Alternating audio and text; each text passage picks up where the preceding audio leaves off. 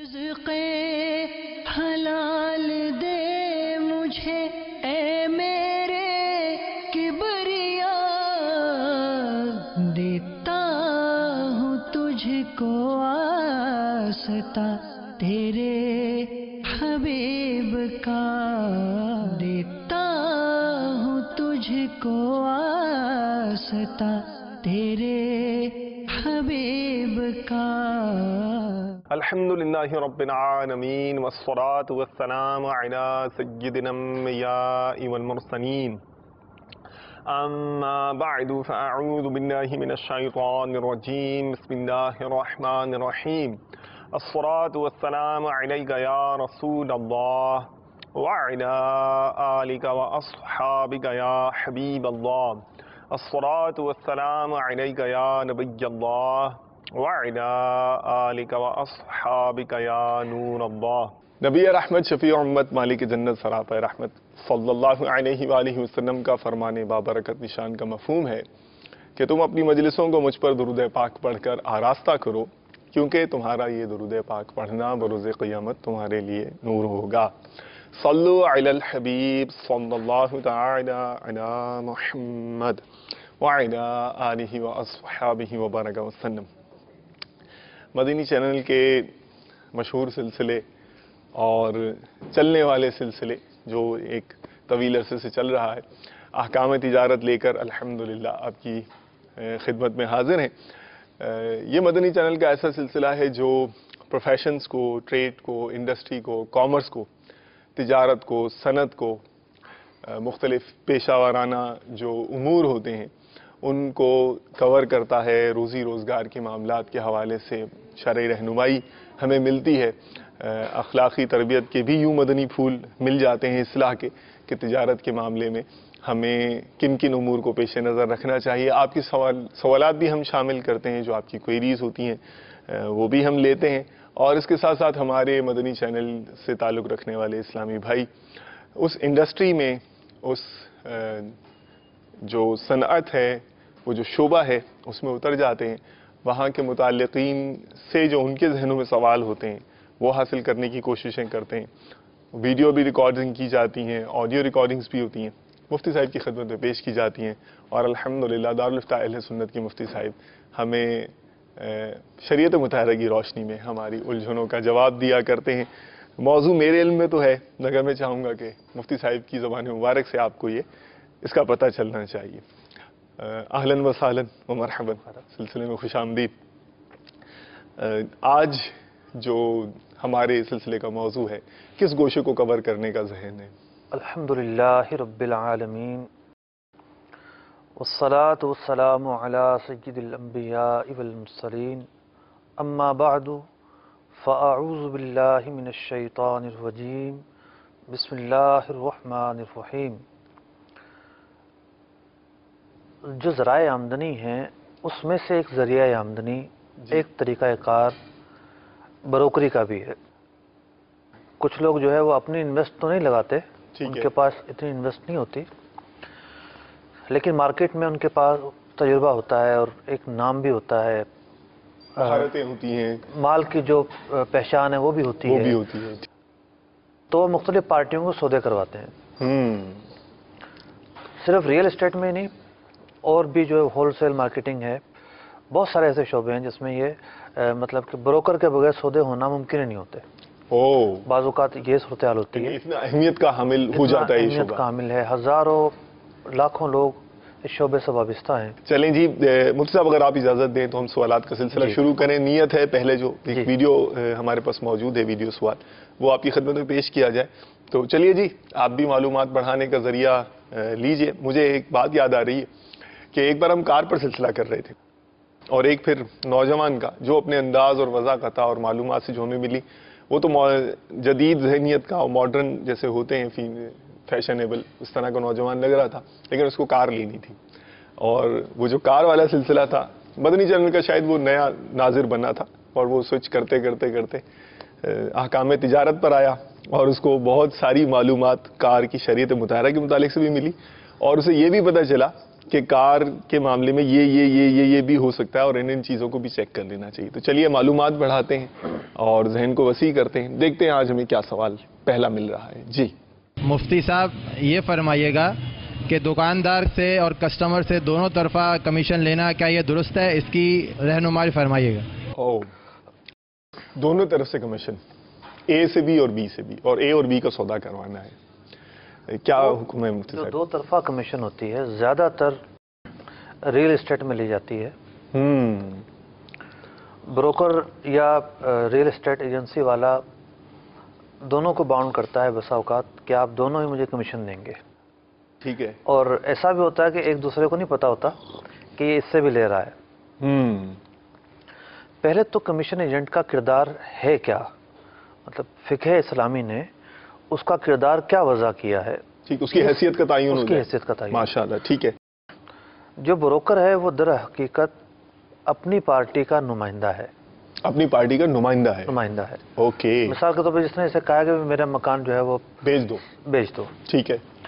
اب یہ ادھر ادھر تلاش کرتا ہے خریدار پارٹی, اور شروع سے لے کر آخر تک کے تمام معاملات سر انجام دیتا ہے. بعض پارٹیاں ایسی ہوتی ہیں کہ خود سامنے نہیں آتی. صحیح ہے. یہاں تک کہ جو آخری معاہدے پر دستخط ہوتے ہیں وہ بھی اس کے ہوتے ہیں, یا اس کے نہیں ہوتے تو یہ پارٹی سے جا کے کروا کے لا رہا ہوتا ہے. صحیح ہے. یہ اس کا جو فیس ہے, اس کا جو کردار ہے, وہ اس پارٹی کے نمائندے کے طور پر ہے. ٹھیک. تو اس پارٹی کے لیے یہ کام کر رہا ہے, تو اس سے اسے جو بھی ایک مروجہ معاوضہ ہے وہ ملے گا, اس میں کوئی ڈاؤٹ نہیں ہے. صحیح ہے. لیکن سوال یہ پیدا ہوتا ہے کہ سامنے والی پارٹی کے لیے تو اس نے کام ہی نہیں کیا. اوکے. کام تو اس نے اس پارٹی کے لیے کیا ہے. ٹھیک ہے. اس کے جو مفادات ہیں اس کو پورا کرنے کی کوشش کی ہے. تو یہ سامنے والے پارٹی سے کیسے مطلب کہ معاوضہ لے سکتا ہے؟ تو فقہا نے اس سلسلے میں دو تقسیمیں بیان کی ہیں. اچھا. ایک تقسیم تو یہ ہے کہ اگر سودا بھی یہی کرواتا ہے, ٹھیک ہے, یعنی آخری وقت تک جو ایجاب و قبول ہیں وہ اسی کے ذمے ہیں, اور اس نے سودا ڈن کرنا ہے, پارٹی کی مکمل وکالت اسے حاصل ہے, صرف دو پارٹیوں کو ملوانا اس کا کام نہیں تھا, اے ٹو زیڈ اس نے کام کیا. صحیح. تب تو یہ ایک ہی پارٹی سے اجرت لینے کا مستحق ہے. ٹھیک. یہ اس کا مکمل طور پر نمائندہ ہے. سامنے والے کے مفادات کے لیے اس نے کام ہی نہیں کیا. صحیح. تو اس سے یہ کمیشن یا اجرت کا تقاضا کس طرح کر سکتا ہے؟ دوسری صورت یہ ہے, ایک پارٹی بول کر چلی گئی کہ بھائی مجھے مکان دلوا دینا. صحیح ہے. دوسری پارٹی بول کر چلی گئی کہ میں نے مکان بیچنا ہے. اب یہ دونوں طرف جاتا ہے, جا کر معائنہ کرتا ہے اس کا گھر کیسا ہے. اس نے بھی کوئی اسپیسیفیکیشن بتائی ہوگی, مجھے اس نوعیت کا گھر چاہیے, اس نے کہا ہوگا مجھے اسے اتنے میں بیچنا ہے. جی ہاں. ٹھیک ہے. اب یہ دونوں طرف جا رہا ہے, دونوں طرف جانے کے بعد اپنی کوشش کر رہا ہے, دونوں کے مفادات کے لیے کام کر رہا ہے. اوکے. لیکن سودا ہونے سے پہلے اس کا کام ختم ہو جاتا, مطلب سودا تو تقریباً 99% ڈن ہو جاتا ہے, لیکن جو ایک مکمل کرنے کے لیے کارروائی ہوتی ہے شرعی یا قانونی, ہم تو شرعی کو سامنے رکھیں گے جس کو ایجاب و قبول کہتے ہیں. جی جی. ایجاب و قبول یہ نہیں کرتا, وہ خود پارٹیاں کرتی ہیں. اوکے. اگر یہ ایجاب و قبول خود نہیں کرتا اور اس طرح دونوں کے لیے ہی کام کرتا ہے تو ایسی صورت میں دونوں سے کمیشن لے سکتا ہے. لیکن جہاں ایجاب و قبول اور دستخط اور یا پاور آف اٹارنی سے حاصل ہے, یا کوئی ایسی صورت ہے کہ تمام تر اول سے آخر تک کام یہی کرتا ہے, تو پھر اس نے ایک پارٹی کے لیے ہی کام کیا. ٹھیک ٹھیک ٹھیک ٹھیک ٹھیک. یہ دو صورتیں بنیں گی اس کی. تو یعنی دونوں ماڈل سامنے رکھ دیے, اب ہر شخص جو ہے وہ دیکھ سکتا ہے کہ وہ کس طرح کی جو ہے روٹین پہ کام کر رہا ہے. ریئل اسٹیٹ میں کچھ اور تفصیل ہوگی, صحیح, ممکن ہے چاول مارکیٹ میں اس کی الگ تفصیل ہو, تو وہ ہر انڈیویجول کیس کو, اس کے لیے پھر وہ سب یہ ہے کہ جنرل نالج تو حاصل ہو گیا. اگر انڈیویجول کیس کے بارے میں رہنمائی لینی ہوگی تو پھر وہ تفصیلات کے ساتھ ظاہر ہے کہ دارالفتہ اہل سنت کی طرف رجوع کرنا پڑے گا. ٹھیک ہے, جزاک اللہ خیر و احسن الجزا. آگے بڑھتے ہیں اور اگلے کویشچن کی طرف چلتے ہیں, دیکھتے ہیں اس کا تعلق کس سمت اور کس ڈائریکشن سے. جناب. مفتی صاحب, میرا آپ سے سوال یہ ہے کہ بعض اوقات کمیشن طے نہیں کی جاتی, لینے یا دینے والا کہتا ہے کام ہوگا تو دیکھ لیں گے, اس طرح کرنا کیسا؟ اوکے, مناسب کر لیں گے, کچھ جو ہوگا آپ کا بالکل جو ہے نا خدمت کریں گے, جو آپ کا بنتا ہے وہ دیں گے آپ کو. دیکھیں, معاوضے کے بارے میں شریعت کا اصول یہ ہے, وہ معاوضہ کسی بھی قسم کا ہو, جیسے جو ماہانہ جس کو رکھنا ہے کام پر وہ بھی ایک معاوضہ ہے, ٹھیک ہے, ڈیلی ویجز پر رکھنا ہے وہ بھی ایک معاوضہ ہے, ٹھیک ہے, کمیشن کی بنیاد پر کسی سے کام کروانا ہے وہ بھی ایک معاوضے کی صورت ہے, ٹھیک ہے.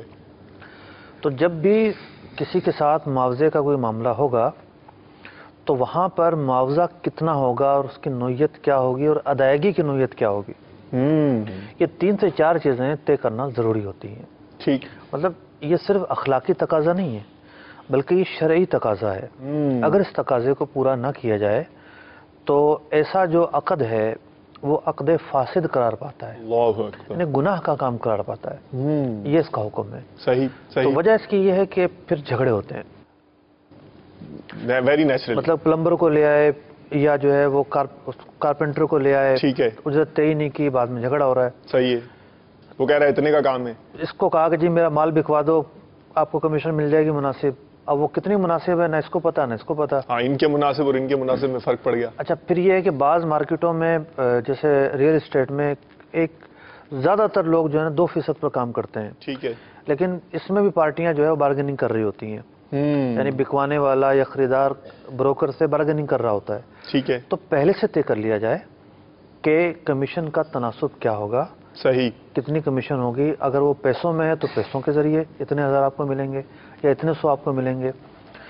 اگر وہ تناسب کے حساب سے ہے تو تناسب طے کر لیا جائے, یعنی یا پرسنٹیج یا اماؤنٹ, دونوں فکس کر لی, فکس ہونا کر لیا ضروری جائیں. تو اب جو جھگڑے کے معاملات ہیں وہ نہیں ہوں گے اور جو ایک شرعی تقاضا ہے وہ بھی پورا ہو جائے گا. ماشاء اللہ. مجھ سے میں چاہوں گا اس موقع پر مدنی چینل کے ناظرین کی کالز کو بھی شامل کر لینا چاہیے. پہلے مرحلے پر 2 آپ ہمیں عطا فرما دیں, پھر انشاءاللہ عز و جل ویڈیو کالز اور آڈیو دونوں ملا کر ہم سلسلے کو آگے کی طرف لے کر چلتے رہیں گے. جی, پہلے ناظر جو آج مدنی چینل کے جن کی کال چلے گی سلسلے میں, دیکھیے کیا کہتے ہیں, کیا پوچھتے ہیں. علی ریاض بات کر رہا ہوں پتوکی سے. مفتی صاحب سے یہ پوچھنا تھا کہ جو ہمارا مال تجارت ہوتا ہے اس پہ ہم کتنی پروفٹ لے سکتے ہیں زیادہ سے زیادہ؟ جزاک اللہ خیر. اوکے, مال تجارت پر کتنا پروفٹ لیا جا سکتا ہے, یہ ویسے فیمس جو ہے نا کوشچن بھی ہے, اور شاید فیمس یعنی فیمس تو نہیں کہنا چاہیے, پریویلنٹ مسکانسیپشن بھی ہے, یعنی کہ جو ایسی چیز جس کے بارے میں الجھن ہوتی ہے عوامی طور پر. تو دیکھتے ہیں مفتی صاحب کیا جواب دیتے ہیں. اس کا دوسرا سوال بھی آپ ہمیں ابھی ہی دے دیجئے ہاتھوں ہاتھ. ہم یہ چنے اسٹور کر کے گھر میں رکھتے ہیں, جب ریٹ بڑھ جاتا ہے تو ہم مطلب ہمارا ارادہ ہوتا ہے کہ جب ریٹ بڑھے گا تو ہم بیچیں گے, کیا یہ ٹھیک ہے؟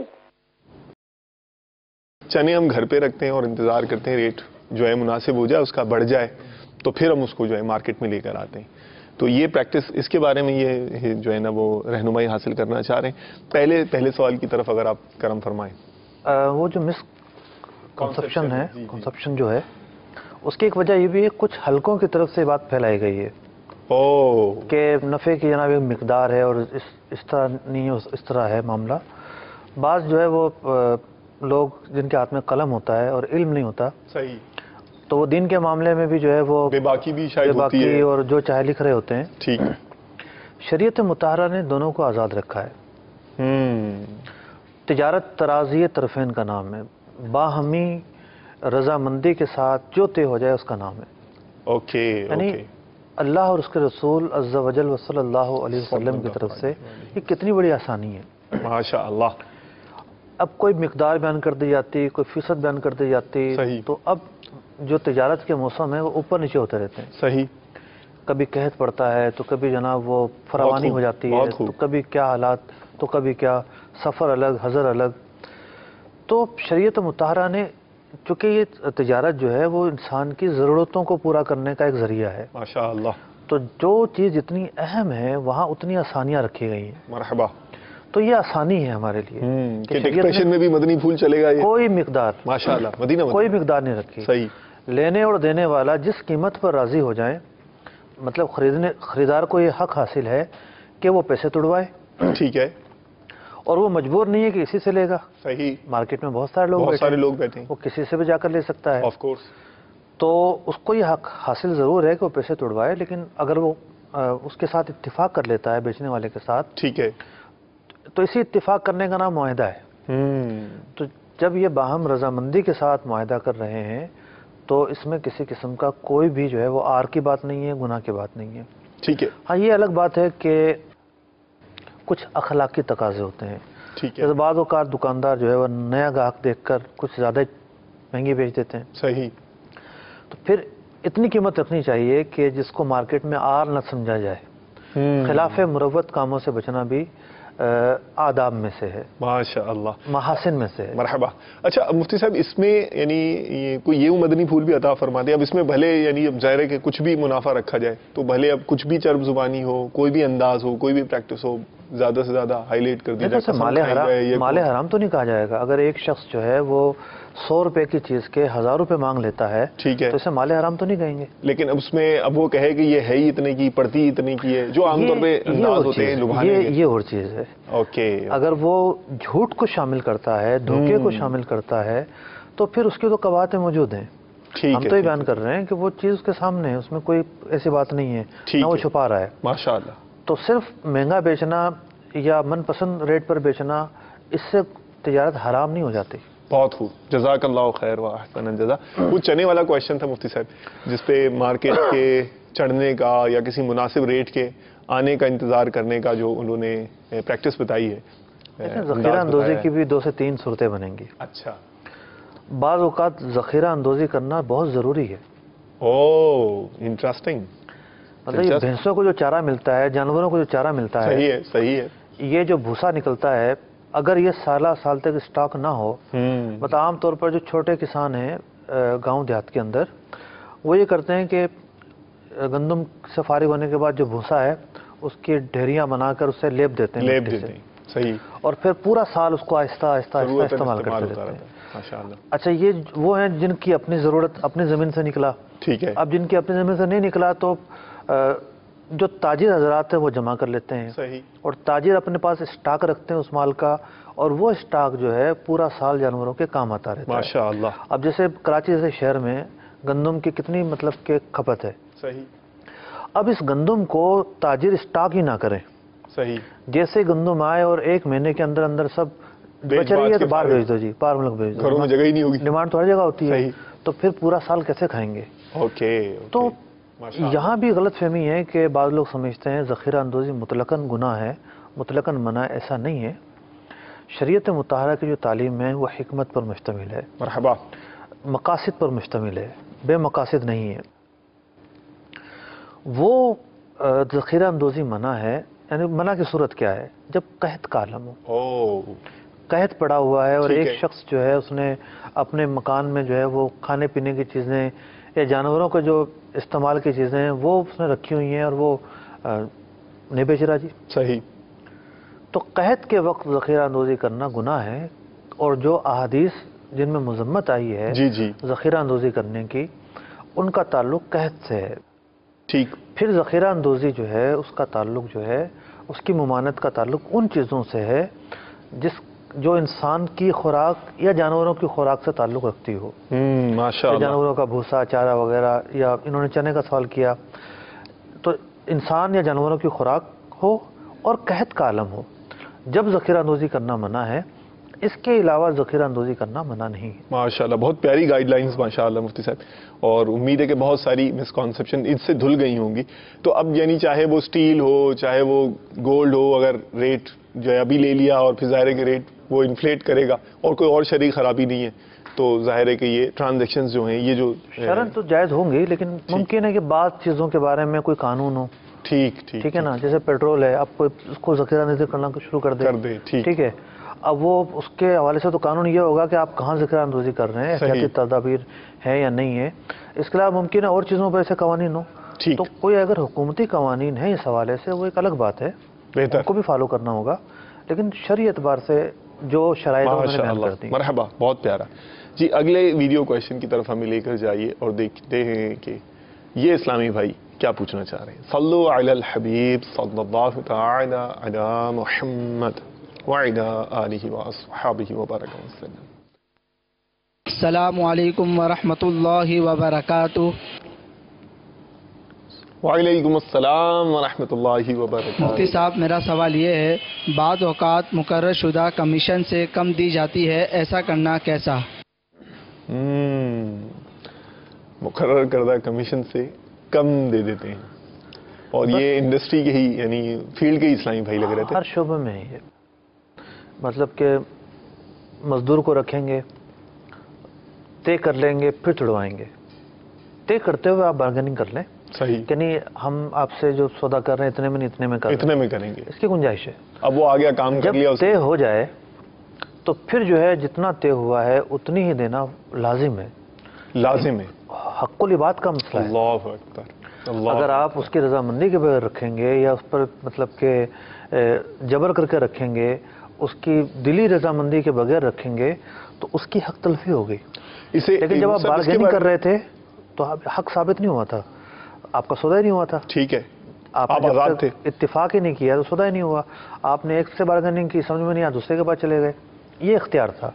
جب سودا ہو جاتا ہے اور وہ بیچارہ کام کروا دیتا ہے، سودا دونوں طرف سے ہو جاتا ہے، اس کے بعد پھر جو ہے وہ کم دینا، تو یہ وہ بخل جس پر ہم نے بحث کی تھی کہ جہاں دینا واجب ہے اور نہ دیا جائے، یہ وہ بخل ہے جو گناہ ہے۔ اچھا مفتی صاحب، اس سے کیا آپ کہیں گے کہ اسے اگر وہ کوئی ہوشیاری سمجھتا ہے، اپنی چالاکی سمجھتا ہے، اکنامکس کے اصولوں میں بھی ہے کہ جو لیبر ہوتا ہے نا، اس کی بارگیننگ پاور کمزور مانی جاتی ہے۔ اب وہ کام تو کر لیا اس غریب نے بیچارے نے، یا اس کو بولا کہ یار ابھی اس کو لالچ دے دو، یہ آئے گا، جب کر لے گا نا تو پھر تو یہ پھنسی جائے گا، یہاں انگیج ہو جائے گا، اور اس کو وہ اپنی چالاکی اور کوئی ذہانت یا کوئی اس کو جو ہے نا کیا کہنا چاہیے اسے دانش مندی سمجھ رہا ہے، تو ایسے کو آپ کیا مدنی پھول دیں گے؟ یعنی وہ ایک بازاری اصول جو ہوتے ہیں، یعنی جو اچھے لوگ ہیں وہ اس طرح کے اصول نہیں اپناتے، بازاری ہی اصول ہیں، صحیح، تو وہ ان کو سامنے رکھ کے جو ہے وہ ہیرا پھیری کے ذریعے مال کمانا چاہتا ہے۔ بعض لوگوں کی طبیعتیں ایسی ہوتی ہیں، مطلب نوٹ نکالنا جو ہے وہ بہت مشکل ہوتا ہے، بہت مشکل ہوتا ہے، تو اب وہ یہ نہیں دیکھتے کہ مجھ پر نکالنا واجب ہے، ضروری ہے، کسی کا حق تلف ہو رہا ہے۔ وہ جو حدیث مبارکہ میں روایتوں میں آیا ہے کہ مزدور کا جو ہے وہ کام جب ہو جائے اس کا پسینہ خشک ہونے سے پہلے اجرت دی جائے، تو یہ تاکید ہے۔ تو یہ ہے، اب دیکھیں وہ 150 کے لیے کوئی قانونی جنگ تو لڑے گا نہیں، صحیح ہے، ممکن ہے وہ بہت پیارا کچھ اور بھی نہ کرے، خاموشی سے چلا جائے، صحیح، لیکن اس کا حق تو ہے۔ اللہ حق دبانا یہ کتنا بڑا گناہ ہے، یعنی کل بروز قیامت وہ چاہے تو پکڑ سکتا ہے کہ جو میرا حق اس نے دبایا تھا، اللہ اللہ اللہ، تو حق تلفی ہے۔ یہ ایک سوچ ہے، مطلب پاکیزہ سوچ نہیں ہے، یہ گندی سوچ ہے۔ یہ امید ہے کہ پاکیزہ سوچ اختیار کرنی چاہیے، جس کا حق ہے اس کو دیا جائے، مرحبا، اور بندہ جب اس طریقے سے کام کرتا ہے تو پھر بڑی فراوانی ہوتی ہے، برکتیں ہوتی ہیں۔ اللہ تعالیٰ آپ کو برکتیں عظمتیں دے۔ آڈیو کالز کی طرف چلتے ہیں، دو ہم اور مزید شامل کریں گے، پھر انشاءاللہ عز و جل وقتاً فوقتاً ویڈیو کالز بھی، ویڈیو سوالات بھی ہم شامل کرتے رہیں گے۔ دیکھیے جی ان مدنی چینل کے ناظر کا کیا سوال ہے۔ سر میں آپ سے یہ سوال پوچھنا چاہتا ہوں کہ جمعے والے دن دکانداری کرنی کیسی ہے، کرنی چاہیے یا نہیں کرنی چاہیے، اور کتنی ٹائم تک کرنی چاہیے؟ جمعے والے دن نا، فرائیڈے کو، اوکے۔ دوسرا سوال بھی اسی وقت شامل کر دیجئے۔ میرا نام محمد خرم لودھی ہے، میں حیدرآباد سے بات کر رہا ہوں۔ مفتی صاحب سے میرا ایک سوال یہ تھا کہ دال کی جو قسمیں ہوتی ہیں، اب دال کی قسم کے اندر مونگ کی دال کے اندر موٹ کی دال کو ملا کر بیچنا، آیا کہ یہ شریعت میں اجازت ہے یا نہیں ہے؟ جبکہ بتاتے وقت یہ بھی بتا دے کہ بھائی اس کے اندر کچھ % موٹ دال بھی مکس ہے، جبکہ مونگ اور موٹ کی دال کے دونوں کے ریٹوں میں کافی فرق ہوتا ہے۔ اوکے، ابھی پوچھ لیتے ہیں، ساتھ ساتھ رہیں جی۔ پہلا جو سوال ہے یہ تو میرا خیال ہے کہ مفتی صاحب یہ بہت جنرل کویشچن ہوگا، تمام مسلمانوں کو ہی گویا کہ کور کرتا ہوگا لین دین کا معاملہ، تو جمعے کو تجارت کی بھی چھٹی ہوتی ہے۔ دیکھیں جمعے کے تعلق سے قرآن مجید فرقان حمید کی پوری صورت ہے، سورہ جمعہ، اور اس میں پوری ایک آیت موجود ہے کہ جمعے کے لیے بلایا جائے، ٹھیک ہے، تو اپنے کاروبار ترک کر دو۔ تو ایسے موقع اب جمعے کی ہوتی ہیں 2 اذانیں، ٹھیک ہے، ایک پہلی اذان اور ایک دوسری اذان، صحیح۔ تو جب جمعے کی پہلی اذان ہو جاتی ہے، جی جی، پہلی اذان سے کاروبار کرنا مکروہ تحریمی ہو جاتا ہے، اللہ اللہ، گناہ کا کام ہو جاتا ہے. ٹھیک ہے. صرف کاروبار ہی نہیں، کچھ سودا سلف آپ خرید رہے ہیں چھوٹا موٹا، تو اس کی بھی ممانعت آ جاتی ہے. اس کی بھی ممانعت ہے. یعنی ایک بندہ سوچ رہا ہے کہ میں دکان کھول کے بیٹھا ہوا ہوں، یہی مطلب کہ تجارت ہے. جو خریدنے جا رہا ہے وہ تو ایک چیز خرید رہا ہے، ایک چیز خرید رہا ہے، لیکن ہے وہ بھی تجارت. ماشاء تو اللہ. جمعے کی تیاری جو ہے یہ ہے اس کا معاملہ کہ بندہ جو ہے سارے کام ترک کر کے امور دنیاوی جو ہے وہ چھوڑ کر جمعے کی تیاری میں مشغول ہو جائے اور وقت پر جا کر جمعے کی نماز ادا کرے. تو جمعے کی پہلی اذان ہوئی، کاروبار کرنا شرعاً منع ہو گیا. ٹھیک ہے. 100 گاہک بھی کھڑے ہوں شٹر گرا دیں، شٹر گرا دیں گے. جمعے کی ادائیگی کریں اور جمعے کی نماز پڑھنے کے بعد اپنا کاروبار آ کر کھول لیں. ٹھیک. جمعے کی اذان سے پہلے بھی مفتی صاحب یہ کر سکتے ہیں؟ جمعے کی اذان سے پہلے بھی کر سکتے ہیں، پہلی اذان سے پہلے بھی کر سکتے ہیں، اور جمعے کی نماز پڑھنے کے بعد بھی کر سکتے ہیں. لیکن اذان پہلی اذان کے بعد سے لے کر جمعے کی نماز تک نہیں. ٹھیک ہے. اچھا مصعب، اگر 2-3 مسجدیں ہوں علاقے کے اندر، مارکیٹ ہے، ایک مسجد اس جانب ہے، ایک مسجد اس جانب ہے، تو اب کیا کیا جائے گا؟ پہلی اذان اب یہ مثال کے طور پر 7:15 بجے ہوتی ہے، یہ 1:30 بجے ہوتی ہے. اصل میں یہ تو ایک سوال ہے، اس سے آگے میں جو جواب دوں گا 3-4 سوال اور بھی آ جائیں گے. اچھا اچھا اچھا اچھا. ٹھیک کہ بھئی ٹھیک ہے، اس نے تو جو ہے وہ وہاں کی اذان کو فالو کیا ہے جہاں اس نے نماز پڑھنی ہے، لیکن گاہک نے تو یہاں نماز پڑھنی ہے. اوکے. تو اس میں احتیاط یہ ہے، ایسے معاملات میں سوال در بعض لوگوں کی طبیعتیں ہوتی ہیں. ٹھیک. سوال کرنے پہ آئیں گے جناب بال کی کھال اتار لیں گے، عمل ایک چیز پہ بھی نہیں کریں گے. احتیاط نام ہے بچنے کا. صحیح. کہ ہم حرام میں نہ پڑ جائیں. ٹھیک ہے. احتیاط کا تقاضا یہ ہے کہ جیسی پہلی اذان سنائی دے کام بند کر دیں. علاقے کی پہلی اذان بند کر دیں. ماشاءاللہ. بہت پھر جمعے کی نماز پڑھ لی، اس کے بعد تو کسی کا بھی اختلاف نہیں ہے، کوئی بھی ایسا قول نہیں ملے گا کہ آپ جو ہے جمعے کی نماز پڑھنے کے بعد بھی کاروبار نہیں کر سکتے. جمعے کی نماز پڑھ لی، اب کاروبار کر سکتے ہیں. ٹھیک ہے. مطلب ہیلے بہانے یعنی کرنے سے بہتر ہے کہ بندہ مطلب احتیاط والا ہی 5-10 منٹ کے لیے جو ہے کیا کرے گا، باریکیوں میں جانے کے بجائے احتیاط سے کام لیا جائے. ٹھیک ہے. اچھا مصعب، یہ جو اناج کے حوالے سے ایک سوال آیا، مونگ اور مونگ کی دال جو انہوں نے مکس کر کے بیچنے کا وہ بتایا، اور کچھ فیصد مونگ ہے، ایک غالب ہوگی ایک مغلوب ہوگی، جو مختلف پروپورشن یا مقداریں ہوں گی، اس کے حوالے سے کیا فرماتے ہیں؟ ریٹ میں بھی فرق ہے دونوں میں؟ دیکھیں، جو دکان پہ آ کر گاہک کھڑے ہو جاتے ہیں نا، اوکے، اور پھر ہر ایک کو بتانا کہ بھئی یہ مال جو ہے ایسا ہے، اس میں یہ بھی مکس ہے یہ بھی مکس ہے. پھر ایک تو گاہک وہ ہے جو پرانا بندھا ہوا گاہک ہے، اسے خبر ہے، چلو اس کو تو بتا دیں گے. ٹھیک. بعض اوقات دوسرا گاہک کھڑا ہوتا ہے. آپ نے دیکھا ہوگا دکاندار جو ہے وہ کیلکولیٹر پہ قیمت لکھ کر بتا رہے ہوتے ہیں کہ یہ تو میرا پرانا گاہک ہے، اس کو تو میں بتا دوں، نئے گاہک کو پتہ نہ چلے. صحیح. تو اب وہ نئے گاہک سے ایک جھجک ہوتی ہے، اس کو ہو سکتا ہے وہ بتانا پسند نہ کرے، یا ذہن میں آئے کہ یار یہ اس پر کیا تاثر پڑے گا. تو یہ جو بات ہے کہ ہم ہر گاہک کو بتاتے ہیں، اس پر یہ خود غور کر لیں. کیا واقعی ایسا ہے کہ جو مکس مال ہے یہ بیچتے ہوئے یہ ہر گاہک کو آگاہ کرتے ہیں کہ یہ اس درجے کا مکس مال ہے اور یہ اس کا ریشو ہے، بھئی 10% یہ ہے یا 90% وہ ہے یا کم زیادہ؟ اگر بالکل بتاتے ہیں تو ٹھیک ہے، جائز ہے. یعنی رش کا ٹائم ہے اور 8-10 گاہک جمع بھی ہو گئے اور پتہ ہے کہ مہینے کے ابتدائی دن ہیں اور بھی آ جائیں گے، اور اس ٹائم دھڑا دھڑ پڑیاں بن رہی ہیں، اس ٹائم یہ پھر بعض اوقات بچے آ رہے ہوتے ہیں، نہ سمجھ بچے. صحیح. نہ سمجھ سے مراد ہے کہ 4-5 سال کے، یعنی جن کا خریدنا تو جائز ہے لیکن وہ بالغ نہیں ہے. ٹھیک. ان کو کیا بتائیں گے؟ بعض اوقات جو ہے نا وہ نہیں بتا پاتا آدمی. تو پہلے تو اس پر غور کر لیا کیوں مکس کر رہے ہیں آپ. صاف مال بیچیں.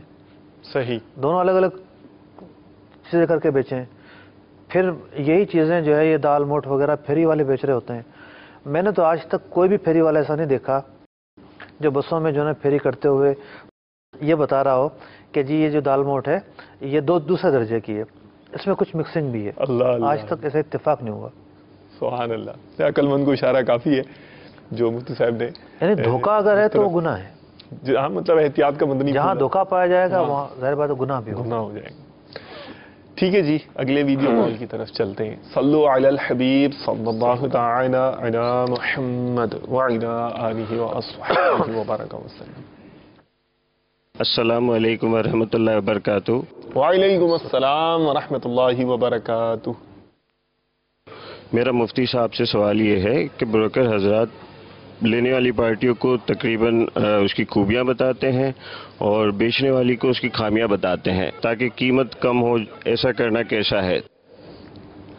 اوکے، انٹرسٹنگ، دلچسپ سوال ہے. یعنی بیچنے والے کے پاس جب دیکھنے جائیں گے تو اگر تو وہ اس کی وہ خامیاں بتاتے ہیں جو موجود ہیں، ٹھیک، تو بالکل صحیح ہے.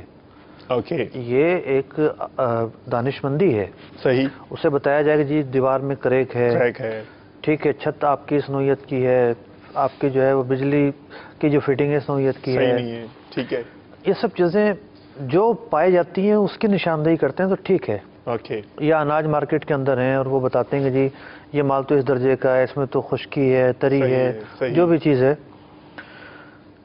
پائی جانے والی چیز کو بتانا درست ہے، لیکن اس میں مبالغہ، ایسا مبالغہ جو حقیقت کے برخلاف ہو، ٹھیک، جھوٹ پر مشتمل ہو، تو پھر جھوٹا جو تاجر ہے اس کے بارے میں فرمایا گیا کہ برکت اڑ جاتی ہے. اللہ اکبر. اسی طریقے سے بیچنے کے معاملے میں، ٹھیک ہے، مطلب پارٹیوں کے پاس جا رہے ہوتے ہیں، وہ چیز بکے گی تو انہیں کمیشن ملے گا. اب اگر اس کی یہ وہ خوبیاں بیان کرتے ہیں جو واقعی پائی جاتی ہیں، ایسٹ اوپن ہونا، ویسٹ اوپن ہونا، ٹھیک ہے، اتنے فلور کا ہے اور وہ واقعی اتنے کا ہو، جو اس کے اندر موجود حقیقت ہے، جو موجود چیزیں وہ بتا رہے ہیں تو ٹھیک ہے. لیکن اگر یہ جھوٹ بول رہے ہیں، جو چیزیں پائی جاتی ہیں وہ نہیں کر رہے، تو یقینی طور پر یہ گناہ گار ہوں گے. یہاں ایک اور چیز میں عرض کرتا چلوں. لبیک. بروکر یہ نہ سمجھے کہ میں تاجر نہیں ہوں، بلکہ بروکر کو وہ تمام اصول فالو کرنے پڑیں گے. تقریباً ممکن ہے کوئی 2-4 اصول ایسے ہوں جو جس کا اس سے واسطہ نہ پڑے، لیکن باقی ساری چیزیں اس کو خیال کرنا پڑے گا. اب کوئی شخص یہ کہے کہ میں تو شراب کی بروکری کرتا ہوں، بیچتا تھوڑی ہوں، میں تو بروکر ہوں صرف، مطلب کہ اسی چیز کی بروکری ہوگی جس کا لین دین حلال ہے. صحیح. پھر وہ جنرلی اصول جو تجارت کے لیے ہیں، سچائی، دیانت، دھوکے سے بچنا، وہ بروکر کے لیے بھی ہوں گے.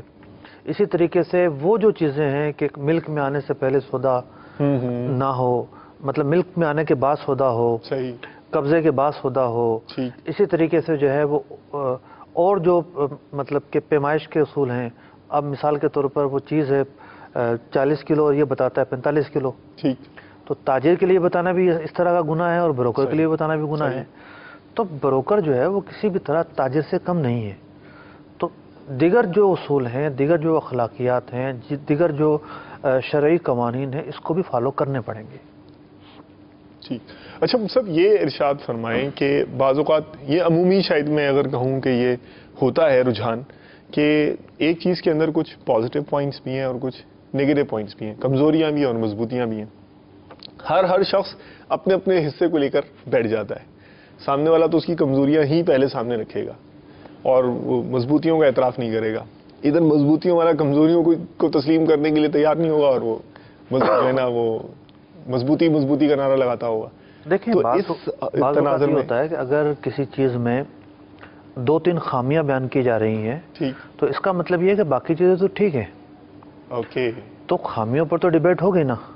اب مثال کے طور پر ایک شخص جو ہے وہ ایسا گھر بیچ رہا ہے جس کے کاغذات ہی بنے ہوئے نہیں ہیں. اب یہ کتنی بڑی خامی ہے. صحیح. کسی بھی وقت اس گھر پر کوئی دعوے دار آ سکتا ہے. صحیح. اب یہ گھر اسے جو ہے وہ لاکھوں گھر اگر ہزاروں میں بھی ملتا ہے تو وہ ہزاروں پہ ضائع ہو جائیں گے. تو خامیوں پر جو ہے اس کے نشان، مگر وہ یہ نہیں بتا رہا، وہ یہ بتا رہا دیکھیں کتنا شاندار بنا ہوا ہے، اس کے اندر یہ جو مال ہے وہ اس معیار کا لگا ہوا ہے، وہ یہ لگ رہا، وہ اس کا تذکرہ کر ہی نہیں رہا سامنے. وہ یہ فضائل ہی بتائی جا رہا. ضروری نہیں ہے کہ وہ اس کا تذکرہ کرے، یہ ضروری نہیں ہے اس پر. اس کی آنکھوں نے دیکھا ہے، ٹھیک ہے، جو چیزیں اسے آنکھوں میں نہیں چبھی اس کا تذکرہ نہیں کر رہا. جس چیز نے کلک کیا ہے یہ اس کا تذکرہ کر رہا ہے کہ اس میں یہ چیز بھی ہے اور وہ واقعی موجود ہے. تو اس کا رائٹ ہے یہ، ٹھیک، کہ یہ اس پر ڈیبیٹ کرے. ٹھیک ہے. جزاک اللہ خیراً و احسن الجزا. مصعب بہت بہت شکریہ، آپ نے ماشاءاللہ اتنے سارے سوالات کے ہمیں جوابات عطا فرمائے، ہمیں سکھایا.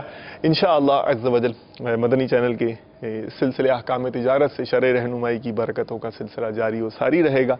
आने वाले सिलसिले में इंशाअल्लाह अज़्ज़ व जल मज़ीद ऑडियो और वीडियो कॉल्स के साथ आपकी खिदमत में फिर हाजिर होंगे। इजाज़त चाहते हैं। जज़ाकुमुल्लाहु खैरन व अहसनल जज़ा। सल्लु अलल हबीब सल्लल्लाहु तआला अला मुहम्मद व अला आलिहि व अस्हाबिहि व बारक वसल्लम। रिज़्क़े हलाल दे मुझे ए मेरे किबरिया, देता हूँ तुझको आस्ता तेरे हबीब का, देता हूँ तुझको आस्ता तेरे हबीब का।